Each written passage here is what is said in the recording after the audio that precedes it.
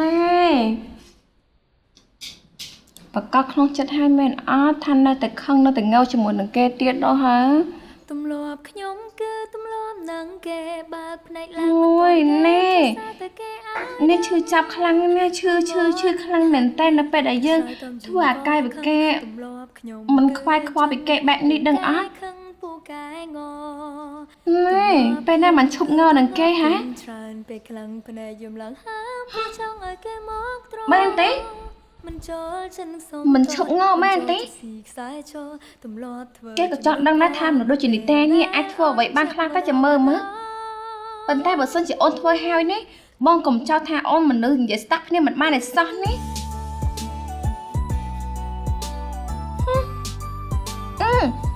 បានទេមនុស្សដូចជានីតានេះណាបើសិនជាខំប្រឹងនិយាយលំចិត្តគេប៉ុណ្្នឹងហើយគេនៅតែខឹងនៅតែងើជាមួយទៀតគឺមានតែ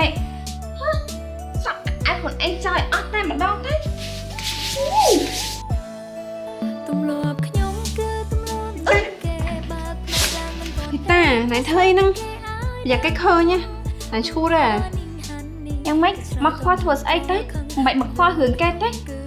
ទោះបីជាគេចង់ចាត់មិនអីមិនក៏ជារឿងរបស់គេដែរក៏មកខ្វល់អីមកលេងទេតា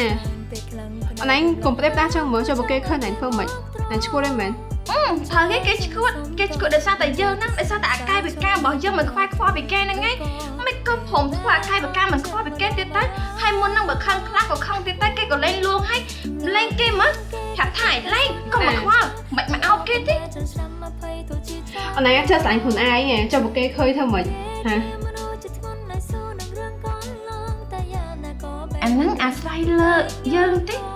បើយើងនៅធ្វើឲ្យគេខឹងទៀតគេនឹងសក់ម្ដងទៀតហើយនេះបងឈប់អីបងឈប់ធ្វើអញ្ចឹងហើយអូខេអណៃក៏អញ្ចឹងដែរឈប់ស្រាក់នៅកន្លែងហ្នឹងទៀតណា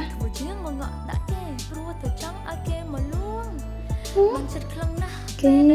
ស្រាប់តែចំពោះមុខបងឲ្យបងមើលតែម្នាក់ទេអ្នកផ្សេងគេមិនបានដើរស្រាប់ឯនេះគិតថាអូនឈួតមែនទេអូខេហៅឃើញឯងផ្លែផ្លែគេយើងនឹងដោយសារតែអូនបកកែខាងហៅនឹកផ្លែផ្លែនេះនេះมันអាចយកចិត្តមនុស្សដុំថ្មបែបនេះ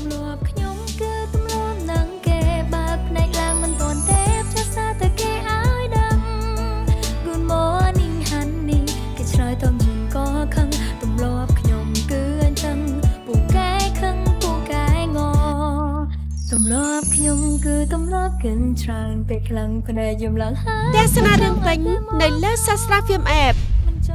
មានតែនៅលើ App Sastra Film តែមួយគត់